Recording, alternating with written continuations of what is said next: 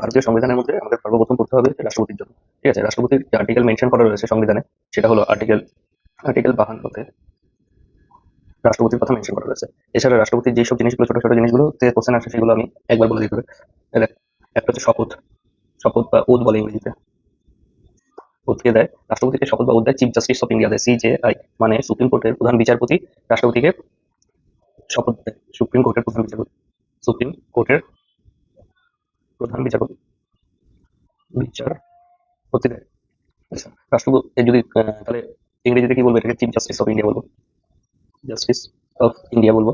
ঠিক আছে, যদি কথা কথা যদি চিফ জাস্টিস অফ ইন্ডিয়া না থাকে, সেই সময় কে দেবে? যদি চিফ জাস্টিস অফ ইন্ডিয়া না থাকে, তাহলে সুপ্রিম কোর্টের সবচেয়ে যে সিনিয়র জাজ হবে, সেই সিনিয়র জাজ সুপ্রিম কোর্টের সে দেবে। সিনিয়র জাজ দেবে রাষ্ট্রপতিকে শপথ বা ওথ। ঠিক আছে, সিনিয়র জাজ অফ সুপ্রিম কোর্ট, অন্যান্য কোর্ট না, শুধু সুপ্রিম কোর্ট। সুপ্রিম কোর্টের সিনিয়র জাজ রাষ্ট্রপতিকে শপথ দেবে যদি চিফ জাস্টিস অফ ইন্ডিয়া না থাকে। তারপরে কি আছে, রাষ্ট্রপতি রিজাইন বা প্রত্যাখ্যান করা যেটা রয়েছে, রিজাইন কার কাছে করবে? রিজাইন লেটার কাকে দেবে? রাষ্ট্রপতি, উপরাষ্ট্রপতিকে দেবে। উপরাষ্ট্রপতিকে সেটা রিজাইন দেবে রাষ্ট্রপতিকে। উপরাষ্ট্রপতিকে আমরা বলি vice president, vice president of India. ঠিক আছে, ভাইস প্রেসিডেন্ট লাস্টে কাকে দেবে? ভাইস প্রেসিডেন্ট দেবে লোকসভার স্পিকারকে। লোকসভাতে যে স্পিকার থাকে, মানে লোকসভার কার্যকারিতা চালানোর জন্য যে হেড থাকে লোকসভা হাউসের পক্ষের, তাকে দেবে। বুঝলেন? তারপরে রাষ্ট্রপতির সময়কাল কত থাকে? রাষ্ট্রপতির সময়কাল মাথায় রাখবি 5 বছর থাকে। সবাই জানি 5 বছর, 5 ইয়ার্স থাকে। ঠিক আছে, আচ্ছা, রাষ্ট্রপতির কি 5 বছরের আগে রাষ্ট্রপতির পদ শূন্য হতে পারে? হ্যাঁ, হতে পারে। কিভাবে হতে পারে? 5 বছর আগে, মানে তার সময়কালটা পূর্ণ হওয়ার আগেও তার পদটা শূন্য হয়ে যেতে পারে। সেটা হচ্ছে রিজাইন করে দিলে। যদি রাষ্ট্রপতি 5 বছরের পূর্বে যে শূন্য হওয়ার জায়গাগুলো আছে, সেগুলো হচ্ছে কি রিজাইন করলে হবে। যদি রাষ্ট্রপতি নিজে থেকে রিজাইন করে দেয় যে সেই পদে ও থাকবে না, তাহলে ওই পদটা ভ্যাকেন্ট হয়ে যাবে, মানে শূন্য হয়ে যাবে। যদি রাষ্ট্রপতির মৃত্যু হয়ে যায়, অর্থাৎ ডেথ হয়ে যায়, সেক্ষেত্রে রাষ্ট্রপতির পদটা শূন্য হয়ে যাবে। এছাড়াও আরো একভাবে হয়, সেটা হচ্ছে ইমপিচমেন্ট, মানে রাষ্ট্রপতিকে রিমুভ, সরানোর জন্য সরিয়ে দিলে। যদি রাষ্ট্রপতি সংবিধান বিরোধী কোনো কাজ করে, সেক্ষেত্রে পার্লামেন্টের কাছে অধিকার আছে যে রাষ্ট্রপতিকে সরিয়ে দেওয়ার। সেটাকে বলে ইমপিচমেন্ট প্রসেস বলে। আমাদের কনস্টিটিউশনে শুধু একটাই ইমপিচমেন্ট কথাটা উল্লেখ রয়েছে, সেটা হচ্ছে শুধুমাত্র রাষ্ট্রপতির ক্ষেত্রেই হয়। এছাড়া অন্যান্য কোনো মন্ত্রী বা গভর্নরের ক্ষেত্রে ইমপিচমেন্ট হয় না, শুধু রাষ্ট্রপতির ক্ষেত্রে ইমপিচমেন্ট হয়, মানে রাষ্ট্রপতি সরানোর প্রসেসটাকে ইমপিচমেন্ট বলে। ঠিক আছে, ইমপিচমেন্ট কিভাবে হয় সেটাও আমি দেখাবো। আচ্ছা, তারপরে কি আছে, যদি রাষ্ট্রপতি কথা মরেই যায় এই জায়গায়, তাহলে রাষ্ট্রপতির পদটা তো ভ্যাকেন্ট থাকবে না, তো রাষ্ট্রপতির পদ কে বসবে? যদি হঠাৎ কোনো কারণে রাষ্ট্রপতির পদটা শূন্য হয়ে যায় 5 বছরের আগে, তখন সেই পদটা প্রথমে পাবে উপরাষ্ট্রপতির কাছে চলে যাবে। উপরাষ্ট্রপতির কাছে চলে যাবে। ঠিক আছে, যদি উপরাষ্ট্রপতি না থাকে, তাহলে কার কাছে যাবে? তাহলে chief justice of India, supreme কোর্টের প্রধান বিচারপতি যাবে। যদি সুপ্রিম কোর্টের প্রধান বিচারপতিও না নেয় বা না থাকে, সেক্ষেত্রে কার কাছে যাবে? সিনিয়র জাজ অফ সুপ্রিম কোর্টের কাছে যাবে। সিনিয়র জাজ সুপ্রিম কোর্টের কাছে যাবে। বুঝা গেল? কিভাবে? যদি রাষ্ট্রপতির পদ যদি শূন্য থাকে, প্রথমে কি পাবে? পদ শূন্য থাকলে প্রথমে উপরাষ্ট্রপতি পাবে। উপরাষ্ট্রপতি যদি না নেয় বা না থাকে, তাহলে চিফ জাস্টিস অফ ইন্ডিয়া পাবে। চিফ জাস্টিস অফ ইন্ডিয়া না নিলে সুপ্রিম কোর্টের যে সিনিয়র জাজ, বহুদিন ধরে যে জাজ অবস্থা রয়েছে, সে পাবে। আচ্ছা, এবং এরা কতদিন অবধি থাকতে পারবে? এ কি আরো 5 বছর অবধি থাকতে পারবে? এরা যদি রাষ্ট্রপতি পদকে ওরাও রাষ্ট্রপতি হয়ে যাবে। যদি হয়ে যায়, তাহলে তো এরা নিজেরা 5 বছর অবধি, পুরো সময়কাল অবধি থাকবে না। এরা কতদিন থাকবে? খুব বেশি হলে ম্যাক্সিমাম 6 মাস অবধি থাকতে পারে। 6 মাস অবধি থাকবে অ্যাজ এ রাষ্ট্রপতি। ঠিক আছে, এর মধ্যে এদের ইলেকশন, রাষ্ট্রপতির যে ইলেকশন হয়, সেই ইলেকশনটা করিয়ে নতুন রাষ্ট্রপতি থেকে নির্বাচন করতে হবে। এদের মধ্যে থেকে যদি রাষ্ট্রপতির মৃত্যু হয় বা সরিয়ে দেওয়া হয় বা রিজাইন করে দেওয়া হয়, তাহলে প্রথমে তো উপরাষ্ট্রপতি পাবে, তারপর CJI পাবে, তারপর সিনিয়র জাজ পাবে। ঠিক আছে, এটা যে রাষ্ট্রপতি পদটা পাবে, সেটা হচ্ছে যে কোনো একজন পাবে এদের মধ্যে। ঠিক আছে, সিরিয়াল ওয়াইজ প্রথমে থেকে লাস্ট অব্দি বলে দিলাম কি পাবে। আর এরা যখন রাষ্ট্রপতি পদ পাবে, এটা সারা জীবনের জন্য থাকতে পারবে না, বা আবার 5 বছরের জন্য থাকবে না। সেটা ম্যাক্সিমাম টু ম্যাক্সিমাম 6 মাসের জন্য থাকবে। 6 মাস পরে এদের হচ্ছে নিজেদের ভোটিং করাতে হবে। তোমার হচ্ছে রাষ্ট্রপতির যে সিলেকশন হয়, ইলেকশন হয়, সরি, সেই ইলেকশন করানো এদের উপর দায়িত্ব হয়ে যাবে। এদের বলা হয় অ্যাক্টিং প্রেসিডেন্ট বলা হয়, ইংরেজিতে বলা হয় অ্যাক্টিং প্রেসিডেন্ট। রাষ্ট্রপতির পদ শূন্য হওয়ার পরে যদি রাষ্ট্রপতির পদে কেউ এসে বসে, তখন তাকে বলে অ্যাক্টিং প্রেসিডেন্ট। বুঝলেন? আচ্ছা, রাষ্ট্রপতি হওয়ার জন্য কি কি যোগ্যতা লাগবে? আচ্ছা, রাষ্ট্রপতি এবার আমরা দেখবো যেগুলো, সেগুলো হলো কোয়ালিফিকেশন দেবো। দেখ, রাষ্ট্রপতি হতে গেলে তার কি যোগ্যতা থাকা দরকার? যোগ্যতা বা কোয়ালিফিকেশন বলি। রাষ্ট্রপতি হতে গেলে কি যোগ্যতা বা কোয়ালিফিকেশন? দেখো, আগে বলে দিই, রাষ্ট্রপতি হতে গেলে নির্দিষ্ট কোনো পড়াশোনা জানতে হবে এমন কোনো ব্যাপার নেই। রাষ্ট্রপতি হতে গেলে যে যে যোগ্যতাগুলো লাগবে, সেগুলো হলো তোমার, এক লাগবে তোমার বয়স। বয়স 35 বছর পূর্ণ হতে হবে। 35 ইয়ার্স বছর পূর্ণ হতে হবে। বুঝা গেল? তারপরে হতে হবে তোমার হচ্ছে ভারতীয় নাগরিক হতে হবে। ভারতীয় নাগরিক হতে হবে। দেখো, এটা ভারতের নাগরিকত্ব দুভাবে পাওয়া যায়, দু তিন ভাবে পাওয়া যায়। একটা হচ্ছে তুমি অন্য দেশে জন্মেছো, তারপরে ভারতে আসলা, ভারতের নাগরিকত্ব নিয়ে আসো, সেভাবেও নাগরিক হতে পারো। আরেকটা হচ্ছে ভারতে জন্মগ্রহণ করেছো, ছোট থেকে বড় হয়েছো, সেভাবেও নাগরিকত্ব তুমি নিতে পারো। ঠিক আছে, আর আরো 2-3 রকম ভাবে হয়। সেটা হচ্ছে রেজিস্ট্রেশনের মাধ্যমে হয়, যে ভারত সরকার, যে তুমি অন্য কোনো দেশ থেকে এসে ভারত সরকারের কাছে মানে নাগরিকত্বের জন্য অ্যাপ্লাই করবে, 6-7 বছর ভারত সরকার তোমাকে অবজার্ভ করবে, তারপরে ভারতের নাগরিকত্ব দেবে। তুমি যেভাবে ইচ্ছা নাগরিকত্ব নিতে পারো। নাগরিকত্ব নেওয়ার পরে তুমি চাইলে ভারতের প্রেসিডেন্ট হতে পারো বা রাষ্ট্রপতি হতে পারো। এমন কোনো মানে নেই যে তোমাকে এই নাগরিকত্ব শুধু বাই বার্থের মাধ্যমে, অর্থাৎ জন্মের মাধ্যমে নিতে হবে, এমন কোনো ব্যাপার নেই। তার কারণ হচ্ছে তার প্রমাণ হিসেবে দেখতে পারো যে আমাদের রাষ্ট্রপতি যে ছিল, প্রণব মুখার্জি যে ছিল, ঠিক আছে, প্রণব মুখার্জি যে ছিল, তিনি কিন্তু বাংলাদেশে জন্মগ্রহণ করেছিল। জন্ম কিন্তু এনার বাংলাদেশে। ঠিক আছে, বাংলাদেশে, কিন্তু এই ভারতীয় নাগরিক ছিল। ছোট থেকে এখানে এসে পড়েছে, বাংলাদেশ থেকে শিফট করে ইন্ডিয়াতে এসে পড়েছে, ভারতে এসে পড়েছে। এবং বাংলা ইন্ডিয়াতেই বড় হয়েছে, ইন্ডিয়াতেই কংগ্রেস পার্টি করেছে, যাই হোক ইন্ডিয়ান নাগরিক হয়েছে, ঠিক আছে। পরবর্তীকালে সে আবার ভারতের প্রেসিডেন্ট হয়েছে। এটা কিন্তু সব ক্ষেত্রে হয় না। যেমন আমেরিকার ক্ষেত্রে তোমার আমেরিকার প্রেসিডেন্ট হতে গেলে আমেরিকার নাগরিক শুধু হলে হবে না। আমেরিকার নাগরিক তো এখান থেকে আমাদের অনেকে হয় গ্রিন কার্ড পেয়ে হয়, বলে যে গ্রিন কার্ড পেলে আমেরিকার নাগরিক হয়ে যায়। শুধু ওইভাবে হলেও হবে না, তোমাকে আমেরিকায় জন্মগ্রহণ করতে হবে। জন্মগ্রহণ করলে জন্মের সূত্রে যে নাগরিকত্বটা পাওয়া যাবে, তাহলে তুমি আমেরিকার প্রেসিডেন্ট হওয়ার যোগ্য, নতবা নও। ভারতের ক্ষেত্রে এরকম নয়। ভারতের ক্ষেত্রে যে কোনো ভাবে তুমি ইন্ডিয়ান সিটিজেন হলে বা ইন্ডিয়ান সিটিজেনশিপ পাও বা ভারতীয় নাগরিক হও, তুমি প্রেসিডেন্ট অর্থাৎ রাষ্ট্রপতি হওয়ার জন্য যোগ্য, ঠিক আছে। এছাড়া আর কি আছে, কোনো এজ লিমিট নেই। যেমন চাকরি পরীক্ষার ক্ষেত্রে এজ লিমিট দিয়ে দেয় যে 30 বছর, 32 বছর পর জেনারেল ক্যান্ডিডেট বা এসসি এরকম ক্যান্ডিডেটরা চাকরির জন্য অ্যাপ্লাই করতে পারবে না। সেরকম প্রেসিডেন্টের চাকরির জন্য কোনো এজ লিমিট নেই। তোমার বয়স 100 বছর হয়ে গেলেও তুমি দিতে পারবে, 200 বছর হয়ে গেলেও তুমি প্রেসিডেন্ট হতে পারবে। কোনো ম্যাক্সিমাম এজ লিমিট নেই, মিনিমাম এজ লিমিট আছে, ঠিক আছে। ম্যাক্সিমাম এজ লিমিট নেই, মিনিমাম এজ লিমিট কত আছে? এই যে 35 বছর আছে মিনিমাম এজ লিমিট, মানে 35 বছর হতে হবে, ঠিক আছে। আচ্ছা, আর কি থাকতে হবে? তাই সেই ব্যক্তিকে, যে রাষ্ট্রপতি হতে যায় সেই ব্যক্তিকে, খুব ইম্পর্টেন্ট, লোকসভার এমপি হতে গেলে এমপির যোগ্যতা লাগবে। এমপি হতে গেলে যে যোগ্যতা দরকার হয়, যে কোয়ালিফিকেশনের দরকার হয়, সেটা থাকতে হবে। কোথাকার? লোকসভার এমপি হওয়ার যোগ্যতা রাখতে হবে। লোকসভার এমপি হতে হবে এমন কোনো মানে নেই, ঠিক আছে। সাংসদ হতে হবে না, কিন্তু একটা লোকসভার এমপি যা যা যোগ্যতা রাখা দরকার সেই যোগ্যতা ওকে রাখতে হবে, বুঝা গেল? আচ্ছা, তাহলে এই হচ্ছে রাষ্ট্রপতির ইলেকশন বা সিলেকশন, যাই বলো, এই প্রসেস গুলো মেনটেন করতে হবে। এছাড়াও যেটা প্রয়োজন, রাষ্ট্রপতির কোনো অফিস অফ প্রফিট থাকবে না। অফিস অফ প্রফিট থাকবে না, অর্থাৎ রাষ্ট্রপতি নিজে কোনো চাকরি করতে পারবে না বা গভর্নমেন্ট থেকে কোনো সুযোগ সুবিধা নিতে পারবে না সেই সময়ের জন্য। যদি সেরকম ভাবে দেখা গেল গভর্নমেন্টের চাকরি করছে, আইএস হয়ে গেছে, সেই চাইছে রাষ্ট্রপতি হতে পারবে না, ঠিক আছে। কোনো গভর্নমেন্টের থেকে সুযোগ সুবিধা নিতে পারবে না। এবং তোমার বা যেটা গভর্নমেন্টের থেকে সুযোগ সুবিধা নিতে পারবে না, গভর্নমেন্টের থেকে চাকরি করতে পারবে না, এগুলো অফিস অফ প্রফিটের জায়গায় আসে। গভর্নমেন্ট কোনো সুযোগ থাকবে না বিফোর ইলেকশন অফ রাষ্ট্রপতি, প্রেসিডেন্ট, ঠিক আছে। এবার রাষ্ট্রপতির কথা হচ্ছে তোমার স্যালারি কি আছে। রাষ্ট্রপতির এই মুহূর্তে স্যালারি হচ্ছে মাসে 5 লাখ টাকা, 5 লাখ টাকা পার মান্থ এর স্যালারি, ঠিক আছে। এই টাকার জন্য রাষ্ট্রপতি হয় না, রাষ্ট্রপতি একটা সম্মানীয় পদ এবং খুব পাওয়ারফুল পদ। আচ্ছা, রাষ্ট্রপতিকে এছাড়া কি বলা হয়? রাষ্ট্রপতিকে আমাদের দেশে নমিনাল, নামমাত্র হেড বলা হয়, মাত্র হেড বলা হয়। তো হেড, হেড বা মাথা যা বলবো বলো, নমিনাল হেড বলে। নমিনাল হেড অর্থাৎ আমাদের দেশে যত রকম কাজগুলো হয় সব রাষ্ট্রপতি সাইনের দ্বারাই হয়, ঠিক আছে। আর একটা হয় রিয়েল হেড, মানে বাস্তবে কে হচ্ছে হেড, সেটা হচ্ছে তোমার হচ্ছে পিএম হয়, প্রধানমন্ত্রী। প্রধানমন্ত্রীর কথাই সব হয়, এই জন্য একে রিয়েল বলে, রিয়েল হেড। আর রাষ্ট্রপতির সই সব জায়গায় ব্যবহার করা হয় বলে একে নমিনাল হেড বলা হয়। এবার আমরা দেখবো যে রাষ্ট্রপতি, আচ্ছা, অ্যাক্টিং প্রেসিডেন্ট হিসেবে এতদিন কে কে ছিল একটু দেখে নাও। অ্যাক্টিং প্রেসিডেন্ট মানে বলেছে, কি বলেছিলাম? অ্যাক্টিং প্রেসিডেন্ট মানে বলেছিলাম তোমার, যদি রাষ্ট্রপতির পদ কোনো রকম ভাবে শূন্য হয়ে যায় বা ভ্যাকেন্ট হয়ে যায়, একটা হতে পারে যে মৃত্যুর জন্য হতে পারে, ডেথের জন্য রিমুভ করে দিলে হতে পারে, বা রিজাইন করে দিলে রাষ্ট্রপতি নিজস্ব পদের থেকে যদি রিজাইন করে দেয় 5 বছরের পূর্বে, তার সময়সীমা মানে পরিপূর্ণ হওয়ার আগেই, সেক্ষেত্রে রাষ্ট্রপতির যে সিটের ভ্যাকেন্সি সৃষ্টি হয়, খালি শূন্যতা সৃষ্টি হয়, সেখানে একজনকে রাষ্ট্রপতি হিসেবে ইমিডিয়েটলি রাখতে হয়। তো তার অপরচুনিটি প্রথমে কে পায় বলছিলাম? ভাইস প্রেসিডেন্ট মানে উপরাষ্ট্রপতি পায়, ঠিক আছে। যদি উপরাষ্ট্রপতি না নিতে চায় বা উপরাষ্ট্রপতি না থাকে, সেক্ষেত্রে তারপরে পাবে হচ্ছে সিজিআই। সিজিআই মানে সুপ্রিম কোর্টের প্রধান বিচারপতি, তারপরে পাওয়ার যোগ্যতা রাখে। যদি সেও না নিতে চায়, তাহলে তারপরে পাওয়ার যোগ্যতা রাখে সুপ্রিম কোর্টের সিনিয়র জাজ।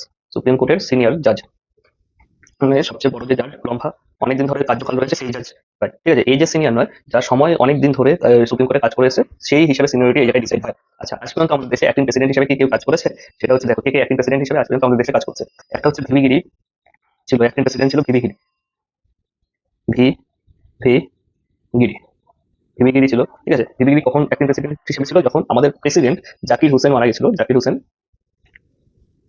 হোসেন মারা গিয়েছিল, তখন হচ্ছে ভিভি গিরি অ্যাক্টিং প্রেসিডেন্ট হিসেবে কাজ করেছিল, ঠিক আছে। সেই সময়টা হচ্ছে তোমার 1967 থেকে 1967 থেকে 1969 সময়কালে মারা গিয়েছিল। এরপরে কি অ্যাক্টিং প্রেসিডেন্ট হিসেবে ছিল? এম হিদায়তুল্লাহ। এম হিদায়তুল্লাহ এম হিদায়তুল্লাহ ইরাইদুল্লাহ, সে হচ্ছে ছিল যখন ভিভিগিরি হচ্ছে নিজে অ্যাক্টিং প্রেসিডেন্ট হিসেবে কতদিন ছিল? 2 মাস ছিল, ঠিক আছে। ভিভিগিরি যখন 2 মাস থাকার পরে প্রেসিডেন্টের, দেখো অ্যাক্টিং প্রেসিডেন্ট হিসেবে সবাই থাকতে পারে ম্যাক্সিমাম 6 মাস হিসেবে থাকতে পারে। এমন না যে অ্যাক্টিং প্রেসিডেন্ট হিসেবে এসে আবার রাষ্ট্রপতি হওয়ার পরে যত 5 বছর থাকে সেই রকম সময় অবধি থাকে না, ম্যাক্সিমাম 6 মাস অবধি থাকতে পারে। 6 মাসের মধ্যে ওর কাজ হচ্ছে যে রাষ্ট্রপতির ইলেকশন করিয়ে নতুন রাষ্ট্রপতিকে নির্বাচন করে নিয়ে আসে, ঠিক আছে। ভিভিগিরি ছিল প্রথমে, তোমার জাকির হোসেন যখন আমাদের রাষ্ট্রপতি ছিল মারা গেছিল, তখন ভিভিগিরি অ্যাক্টিং প্রেসিডেন্ট হিসেবে কাজ করেছে 2 মাসের মতো কাজ করেছে। তারপর ভিভিগিরি নিজে রিজাইন দিয়ে দিয়েছে, নিজে মানে তোমার প্রেসিডেন্টের ইলেকশন নিজের লড়ার জন্য নিজে রিজাইন দিয়ে দিয়েছে অ্যাক্টিং প্রেসিডেন্ট থেকে। তো সেক্ষেত্রেও আবার শূন্য পদে সৃষ্টি হয়েছে, তখন এম হিদায়তুল্লাহ সেই শূন্য পদটা অ্যাক্টিং প্রেসিডেন্ট হিসেবে কাজ করেছে। কখন কাজ করেছে? যখন ভিভিগিরি নিজে ছেড়ে দিয়েছিল, রিজাইন করেছিল। কেন?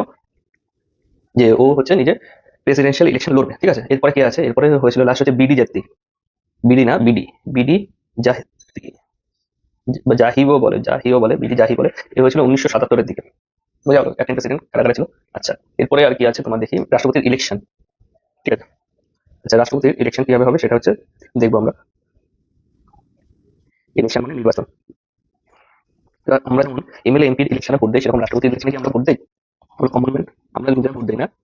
কি দেয় রাষ্ট্রপতির ইলেকশনে ভোট? আমাদের দ্বারা অনেক তোমার যে এমপি এমএলএ নির্বাচিত হয়ে যায় বিধানসভা বিধানমন্ডলে, ঠিক আছে, সে ভোট দেয় হচ্ছে রাষ্ট্রপতির ইলেকশনে।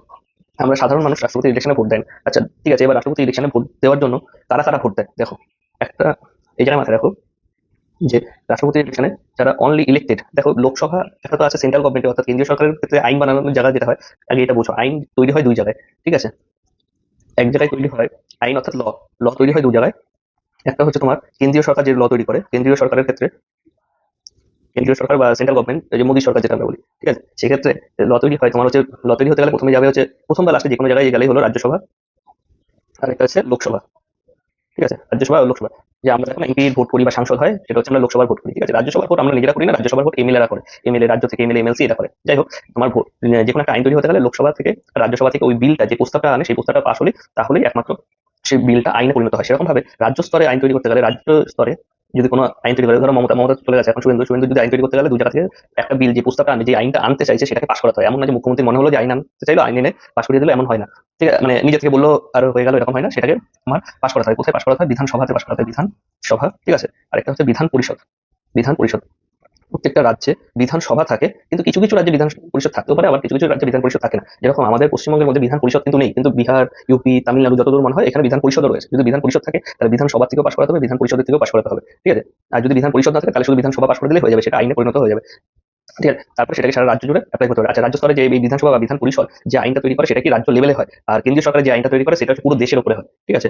পুরো দেশে মানে সেন্ট্রাল গভর্নমেন্ট লেভেলে হয়, পুরো দেশের উপরে হয়। আচ্ছা, বিধানসভাকে ইংরেজিতে কি বলে সেই টার্মগুলো জেনে রাখা উচিত। লেজিসলেটিভ অ্যাসেম্বলি বলে, অ্যাসেম্বলি। এই জন্য দেখুন আমরা বলি এমএলএ, একটা কথা কিন্তু আমি বলি, আমরা বলি এমএলএ, এমএলএ আছে আমাদের জায়গায় এমএলএ। এমএলএ এর ফুল ফর্ম হচ্ছে মেম্বার অফ, এল দিয়ে লেজিসলেটিভ, এ দিয়ে assembly, member of legislative assembly বলি এমএলএ এর অর্থ, ঠিক আছে? আচ্ছা, লোকসভায় যারা নির্বাচন হয়ে যায় তাদের আমরা বলি এমপি, ঠিক আছে? এদের কিন্তু আচ্ছা, লোকসভা রাজ্যসভাকে এক হচ্ছে, কিন্তু ইংরেজি আমরা একটা কথা বলি সেটা হচ্ছে তোমার সাংসদ বলি, সাংসদ অর্থ, সাংসদ বলি এই দুটো একসাথে নিয়ে, ঠিক আছে? সাংসদের অর্থ হলো ইংরেজিতে কি বলে? পার্লিয়ামেন্ট বলে, পার্লামেন্ট বলি, আর বাংলায় বলি সাংসদ, সাংসদ, বুঝলো? এবার যাই হোক, কেন্দ্রীয় সরকারের ক্ষেত্রে তো লোকসভা এবং রাজ্যসভা দু জায়গা থেকে এই বিলটাকে পাস করাতে হবে, তাহলেই হচ্ছে তোমার আইনে পরিণত হয়ে যাবে, ঠিক আছে? আচ্ছা, লোকসভাতে যারা সিলেক্টেড হয় তাদের কি বলে? রাজ্যসভাতে যারা সিলেক্টেড হয় তাদের কি বলে? লোকসভাতে যারা সিলেক্টেড হয় তাদের বলে, তাদেরও সাংসদ বলে, সাংসদ বলে। আর রাজ্যসভাতে যারা সিলেক্টেড হয় তাদেরও সাংসদ বলে, ঠিক আছে? এবার সাংসদের ইংরেজিতে কি বলে? এম স্টপ পি বলি না, এমপি, আমাদের এখানে এমপি আছে, ঠিক আছে? এমপির ফুল ফর্ম কি? এমপির ফুল ফর্ম হচ্ছে একই রকম, এম মানে মেম্বার অফ, পি মানে পার্লিয়ামেন্ট, মানে পার্লামেন্টের সদস্য, ঠিক আছে? MP full form. আচ্ছা, যদি কোথাও বিধান পরিষদ থাকে, বিধান পরিষদের মেম্বারকে আমরা কি বলবো?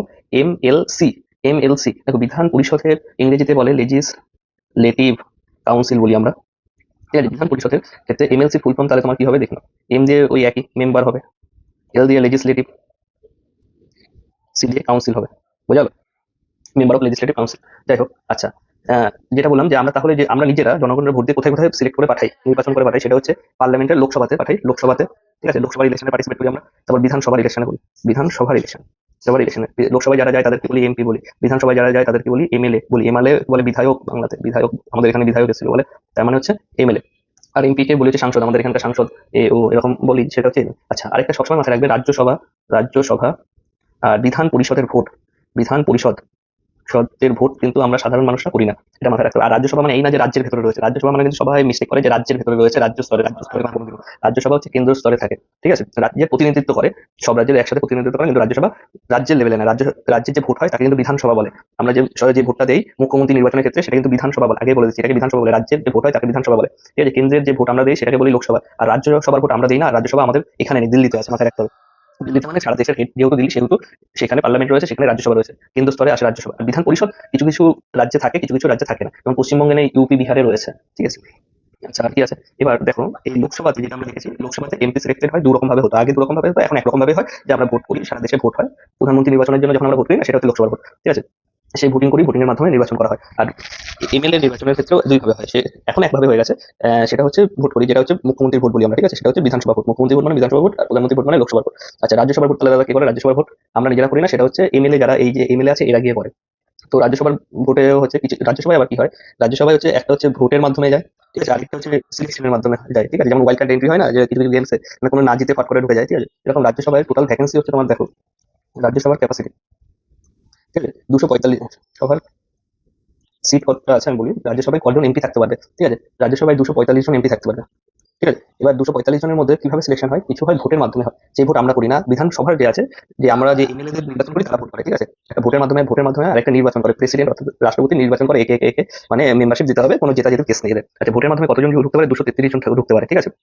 আর নির্বাচনের মাধ্যমে কতজন ঢুকতে পারে? 12 জন ঢুকতে পারে। আচ্ছা, নির্বাচন কিসের উপর বেস করে করবে? নির্বাচন করার ক্ষেত্রে শিল্প, সাহিত্য সাহিত্য বিজ্ঞান, সামাজিক কাজ, সামাজিক কাজ বা সেবা, ঠিক আছে। এই যে ইংরেজিতে এদের বলে আর্ট, লিটারেচার, তারপরে তোমার সায়েন্স, ঠিক আছে, সোশ্যাল সার্ভিস, কোঅপারেটিভস, ঠিক আছে। এই একই কথা, এগুলোর একই।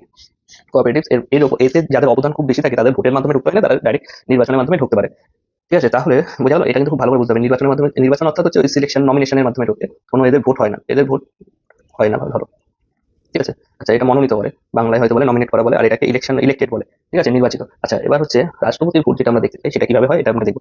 দেখো, রাষ্ট্রপতির ভোটিং কিভাবে হয়? নির্বাচন, প্রথমে বলেছি রাষ্ট্রপতির ভোটে আমরা সাধারণ মানুষরা ভোট দেই না, এত বড় পদে আমরা ভোট দিই না। তাহলে কে ভোট দেয় রাষ্ট্রপতি ভোটে? রাষ্ট্রপতি ভোটে দেখো কে ভোট দেবে। কেন্দ্রীয় সরকারের ক্ষেত্রে কি থাকে? আইন বানানোর যারা, প্রথমে বলেছি একটা থাকে লোকসভা, একটা থাকে রাজ্যসভা। আচ্ছা, আর রাজ্য সরকারের ক্ষেত্রে যেটা থাকে, সব জায়গায় যেটা থাকে সেটা হলো বিধানসভা।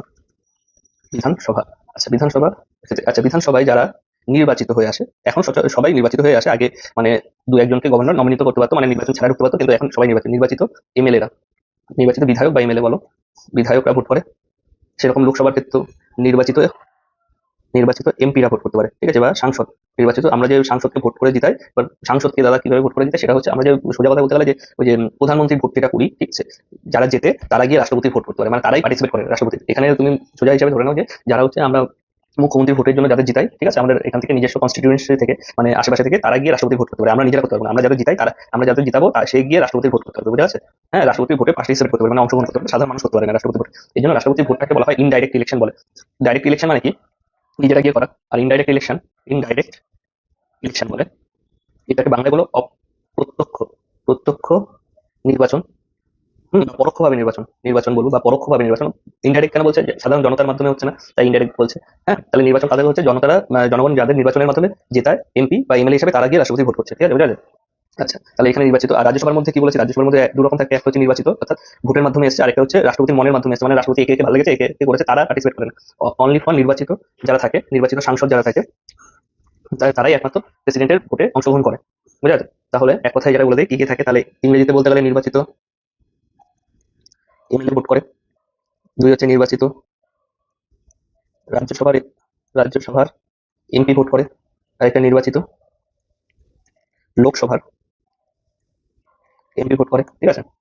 এবং কিছু কিছু, যেমন আমাদের কি আছে, রাজ্য আছে, যেরকম দেশের মধ্যে রাজ্য, কিছু কেন্দ্রীয় শাসিত অঞ্চল আছে ছোট, যেমন আন্দামান নিকোবর দ্বীপপুঞ্জ, দিল্লি, দিল্লি হচ্ছে কিন্তু রাজ্য না, কেন্দ্র শাসিত অঞ্চল, পুদুচেরি, ঠিক আছে, কাশ্মীর, কাশ্মীর আগে রাজ্য ছিল, এখন তো কেন্দ্র শাসিত অঞ্চলের মধ্যে পড়েছে, লাদাখও কেন্দ্র শাসিত অঞ্চলের মধ্যে রয়েছে। তো যেসব কেন্দ্র শাসিত অঞ্চলগুলো রয়েছে, এবং যদি তাদের মধ্যে কাছে বিধানসভা থাকে, বিধানসভা থাকে, যে তাহলে তার সেই বিধানসভার যে এমএলএ রা থাকে তারা নির্বাচন করতে পারবে। তাহলে শুধুমাত্র নির্বাচিত এমএলএ কোথাকার? কেন্দ্র শাসিত অঞ্চলের, ঠিক আছে। সেটা কোথায় কোথায় সম্ভব? একটা হচ্ছে তোমার দিল্লি, আর একটা হচ্ছে পুডুচেরি, চেরি, ঠিক আছে, এবং কাশ্মীর, জম্মু কাশ্মীরের ক্ষেত্রে হয়, ঠিক আছে। তাহলে এই চারটে মনে রাখবা, শুধুমাত্র এরাই ভোট দিতে পারবে, এছাড়া অন্য কেউ ভোট দিতে পারবে না। আচ্ছা, পরবর্তীকালে এটাও দেখা যায় যে তারা যদি যে যদি কথা কথা কোনো রাজ্যের এমএলএ এখনো ঠিক নেই, এমএলএ রাও দেখো না, আমাদের কি 28টা রাজ্য আছে, 8টা কেন্দ্রশাসিত অঞ্চল আছে, ঠিক আছে। সব কেন্দ্রশাসিত অঞ্চলে এমএলএ থাকে না, যেমন আন্দামান নিকোবর দ্বীপপুঞ্জে কোনো এমএলএ নেই, ঠিক আছে, এরকম লাক্ষাদ্বীপে কোনো এমএলএ নেই, কারণ ওখানে বিধানসভার স্থাপন হয় না, ওটা সেন্ট্রাল গভর্নমেন্ট অর্থাৎ কেন্দ্রীয় সরকার ডাইরেক্ট ওদের হচ্ছে পার্লামেন্টের মাধ্যমে ওদের আইন তৈরি করে। এদের ভিতরে নেই, শুধু দু জায়গায় আছে, দু তিন জায়গায় আছে, সেটা হচ্ছে একটা হচ্ছে দিল্লিতে আছে, একটা হচ্ছে পন্ডিচেরিতে আছে, আর একটা তোমার হচ্ছে কাশ্মীরে রয়েছে, জেএনকে বলি, জম্মু অ্যান্ড কাশ্মীরে রয়েছে, যেখানে বিধানসভা রয়েছে কিন্তু কেন্দ্রশাসিত অঞ্চলের মধ্যে পড়ে, তাদের এমএলএ রা ভোট করতে পারবে, বুঝা গেল? আচ্ছা, এরা ছাড়া কিন্তু আর কেউ ভোট করতে পারবে না। আর দুই নম্বর কথা হচ্ছে, যদি কোনো কেন্দ্রশাসিত অঞ্চল বা 28টা রাজ্যের মধ্যে দেখা গেলো দু তিনটে রাজ্য বা 15-20টা রাজ্যই যদি বলে না আমরা ভোট করবো না, আমরা পার্টিসিপেট করবো না রাষ্ট্রপতির ইলেকশনে, তাহলে কোনো আসা যায় না, রাষ্ট্রপতি ইলেকশন তাও হবে। তার মানে কোনো যদি ইনকমপ্লিট থাকে কোনো হাউস, অর্থাৎ হাউস অর্থাৎ কক্ষ বলা হচ্ছে, কক্ষ কি? সেটা হচ্ছে কোনো বিধানসভা যদি এমএলএ চায় যে আমি ভোট করবো না, তার জন্য রাষ্ট্রপতির ইলেকশন থেমে থাকে না, রাষ্ট্রপতি ইলেকশন হয়, আর শুধুমাত্র এরাই ভোট করে, ঠিক আছে। পরীক্ষার কোশ্চেন এরকম দিয়ে দেবে যে এমএলসি রা ভোট করে, ঠিক আছে, বিধান পরিষদের কেউ ভোট করে কিনা সেটা হবে না, বিধান পরিষদ হবে না, বোঝা গেল? এমএলসি রা কি ভোট করে কিনা, না হবে না, ঠিক আছে। যদি বলে রাজ্যসভার ভিতরে সকল সকল এমপিরা ভোট করে, রাজ্যসভার সকল এমপি, সেটাও হবে না। রাজ্যসভার কিছু এমপি থাকে যারা নির্বাচনের মাধ্যমে আসে, আর কিছু এমপি থাকে যারা এমনি রাষ্ট্রপতির ভালোবেসে ঢুকিয়ে দেয়, ঠিক আছে। সো ওরা হচ্ছে করতে পারবে না রাষ্ট্রপতির ইলেকশনে পার্টিসিপেট করতে পারবে না, কিন্তু যারা নির্বাচনের মাধ্যমে আসে বা ভোটিং এর মাধ্যমে আসে তারাই করতে পারবে। আচ্ছা, তাহলে এবার আমি বুঝি যে রাষ্ট্রপতির যে ইলেকশনটা হয়, কি ইলেকশন বলেছে, ইনডাইরেক্ট ইলেকশন। রাষ্ট্রপতির ইলেকশন কোথা থেকে নেওয়া হয়েছে? রাষ্ট্রপতির ইলেকশন নেওয়া হয়েছে আয়ারল্যান্ড থেকে। আয়ারল্যান্ড দেশ থেকে রাষ্ট্রপতির যে ইলেকশনের এই প্রসেসটা নেওয়া হয়েছে। তাহলে এটা জিজ্ঞাসা করতে পারে রাষ্ট্রপতি ইলেকশনের প্রসেস কোথা থেকে নেওয়া হয়েছে? আয়ারল্যান্ড থেকে নেওয়া হয়েছে, ঠিক আছে। আচ্ছা, রাষ্ট্রপতির ইলেকশন কি কোথায় লেখা আছে? যদি বলে কোথায় আছে, এরকম মেনশন কোথায় করা আছে? আর্টিকেল অর্থাৎ অনুচ্ছেদ, সংবিধানের আমাদের 55 আর্টিকেল 55-এ রাষ্ট্রপতি ইলেকশন সম্পর্কে লেখা রয়েছে। আচ্ছা, রাষ্ট্রপতি ইলেকশনকে কি রকম ইলেকশন বলে, এই দুটো টার্ম বুঝে নেবা। প্রপোর্শনাল রিপ্রেজেন্টেটিভ সিস্টেম বা প্রপোর্শনাল রিপ্রেজেন্টেটিভ সিস্টেম বলে, সিস্টেমের মাধ্যমে হয়। আর একটা হচ্ছে সিঙ্গেল ট্রান্সফারেবল সিস্টেম, সিস্টেমের মাধ্যমে হয়, বুঝতে পারলে? আচ্ছা, এক্ষেত্রে কি হয়, আরেকটা জিনিস বলে, সিঙ্গেল ট্রান্সফারেবল ভোট মানে কি হয়, তোমার হচ্ছে রাষ্ট্রপতির জন্য দুজন কি তিনজন দেখা গেল দাঁড়িয়ে আছে যে ভোট করার জন্য, তারা ভোট দেবে, এমএলএ এমপিরা ভোট দেবে, আর এমএলএরা ভোট দেবে, বোঝা গেছে? যে সাংসদ এবং বিধায়ক এরা ভোট দেবে রাষ্ট্রপতির ইলেকশনে। এবার দেখা গেল আমরা যেরকম ভোট দেওয়ার সময় কি করি, বিজেপি কংগ্রেস বা তৃণমূলকে কিভাবে ভোট দেয়, তৃণমূলকে ভালো লাগে তৃণমূলকে ভোট দিলাম না, সিপিএম কে ভালো লাগে সিপিএম কে ভোট দিল না, বিজেপিকে ভালো লাগে বিজেপিকে ভোট দিলাম, এমন তো হয় না যে আমি বিজেপিকে আগে ভোট দিলাম, তারপর আরেকটা ভোট হচ্ছে আমি তৃণমূলকে দিলাম, তারপর আরেকটা ভোট হচ্ছে আমি সিপিএম কে দিলাম, এরকম তো আমরা করি না, ঠিক আছে? যে আমার বিজেপি মোদীকে ভালো লাগে, মোদীকে 1 নম্বরে ভোট দিলাম, 2 নম্বরে মমতা দিকে ভালো লাগে, 2 নম্বরে মমতা দিকে ভোট দিলাম, 3 নম্বরে কংগ্রেসকে ভোট দিলাম, এরকম ভাবে হয় না।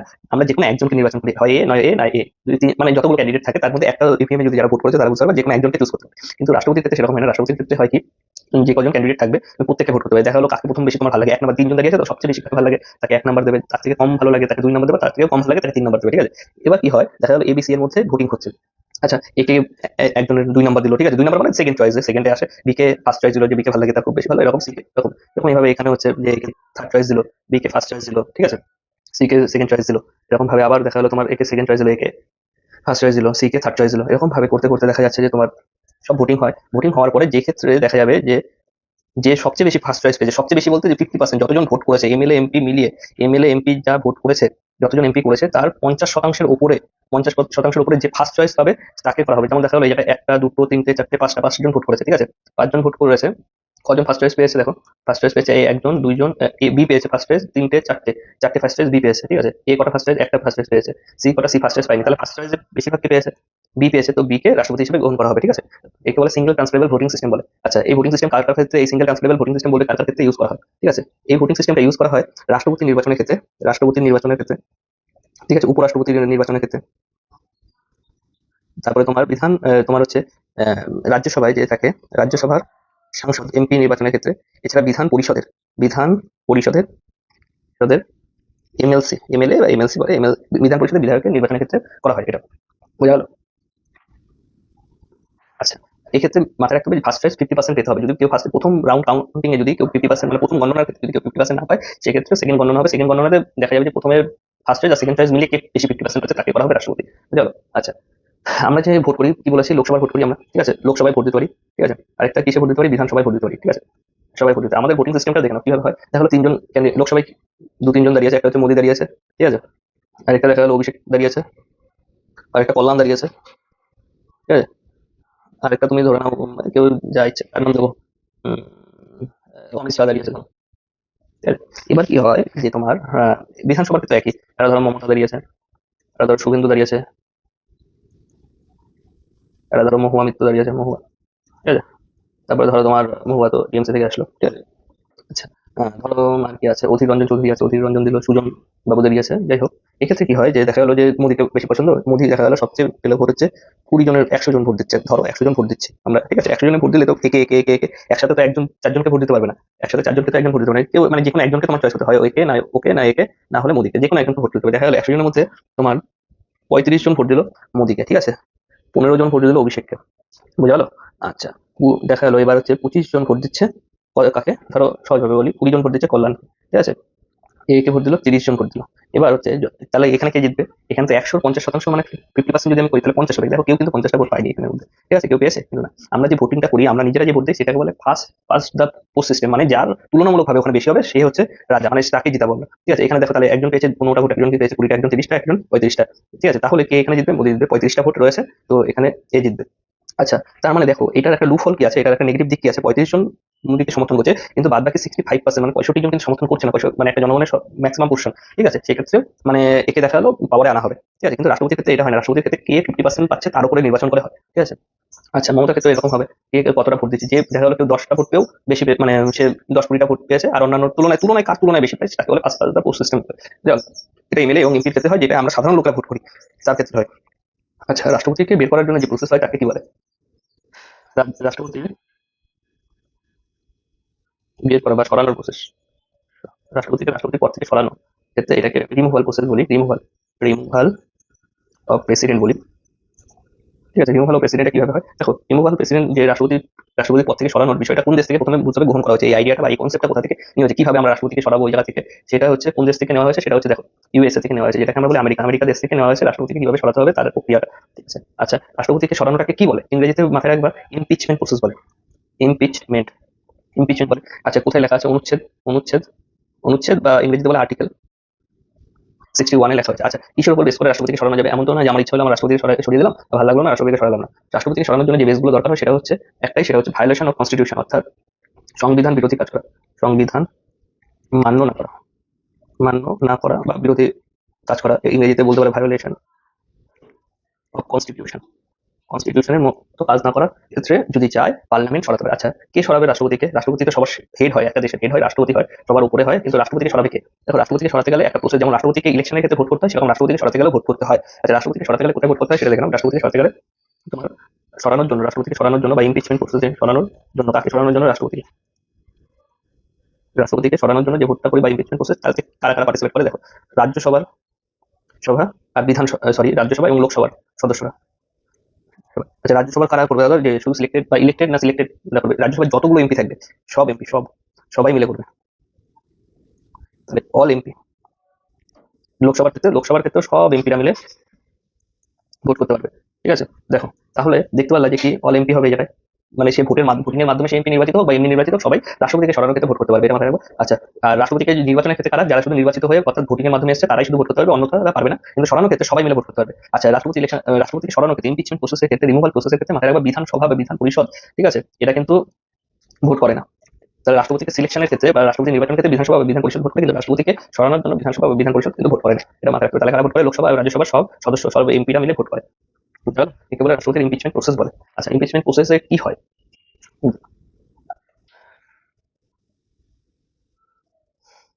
দেখো, রাষ্ট্রপতি যেটা বলেছিলাম আমরা ইমপিচমেন্ট প্রসেস বা রাষ্ট্রপতি সরানো। আচ্ছা, রাষ্ট্রপতি সরানোর একটা রিমুভাল প্রসেস, রিমুভ করবো বা সরাবো।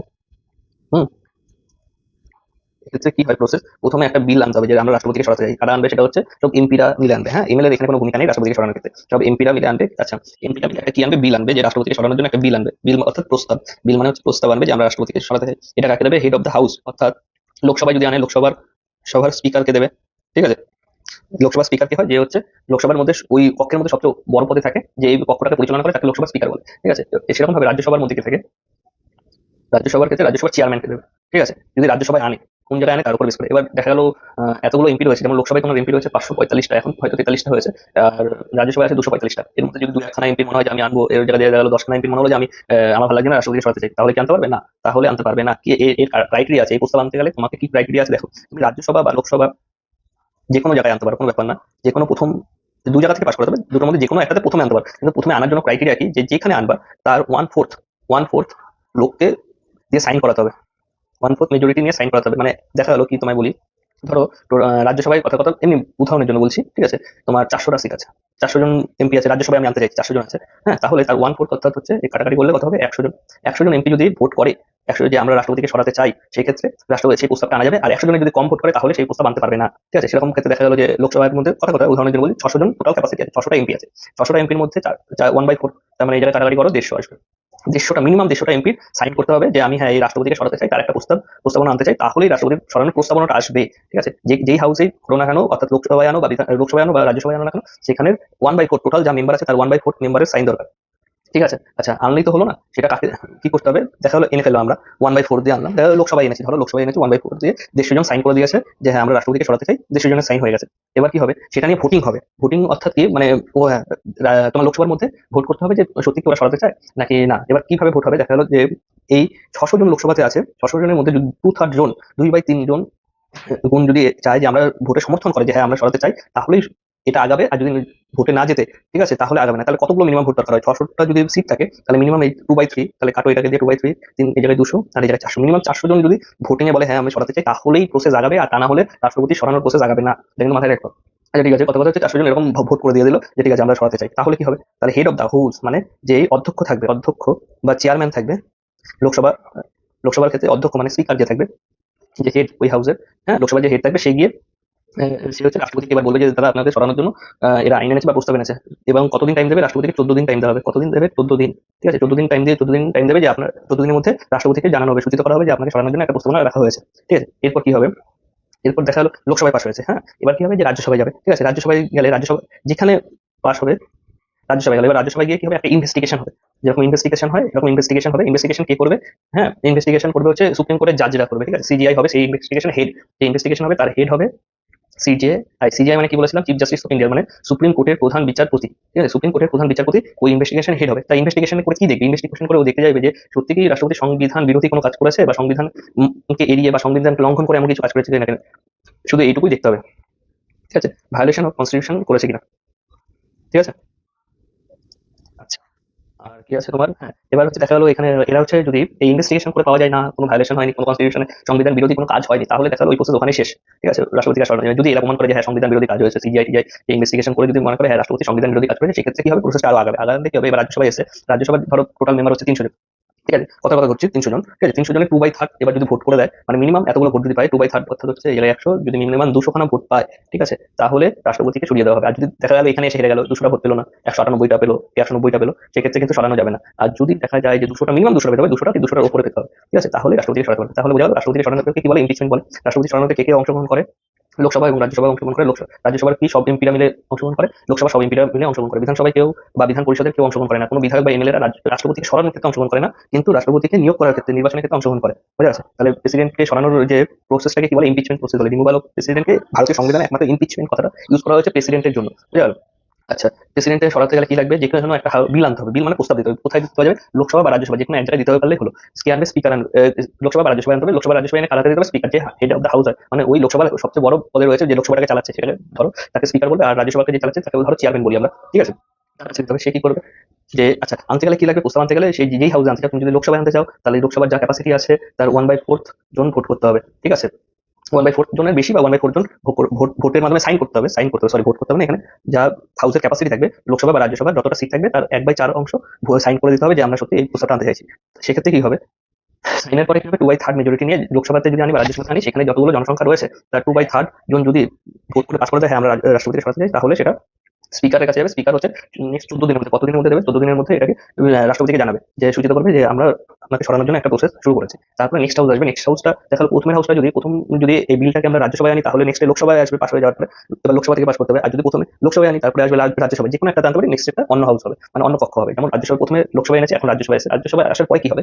রাজ্যসভায় আসার পরে ইনভেস্টিগেশন হবে। একটা ইনভেস্টিগেশন কমিটি গঠন করবে, যার হেড হবে সিজিআই, সুপ্রিম কোর্টের প্রধান বিচারপতি। তার কি কাজ? সে শুধু একটা জিনিস দেখবে যে রাষ্ট্রপতি ভায়োলেশন অফ কনস্টিটিউশন করেছে কিনা, অর্থাৎ সংবিধান বিরোধী কাজ করেছে কিনা। যদি সে প্রমাণ করে যে হ্যাঁ সংবিধান বিরোধী কাজ হয়েছে, তাহলে রাষ্ট্রপতির প্রসেস সরানোর প্রসেসটা আগাবে। আর যদি প্রমাণ করতে না পারে, যে না, ওরা দেখে যে না এমন কোনো সংবিধান বিরোধী কাজ হয়নি, তাহলে এখানে স্টপ হয়ে যাবে, কোনো আর ভোটিং টোটিং হবে না। যদি দেখা গেলো ওরা প্রমাণ করলো যে হ্যাঁ সংবিধান বিরোধী কাজ করেছে, এবার কি করতে হবে? এবার যে ওই যেই হাউসে, মানে যেই কক্ষে রাজ্যসভা বা তোমার লোকসভা যেখানে আনুক না কেন, তার টোটাল ক্যাপাসিটি, টোটাল যা সিট থাকবে, হ্যাঁ যতগুলো এমপি থাকবে, তার 2/3 ভাগ এমপি যদি ভোট করে যে হ্যাঁ আমরা সরাতে চাই, তাহলে একে সরানো যাবে, না হয়তো বা সরানো যাবে না। বুঝেছো?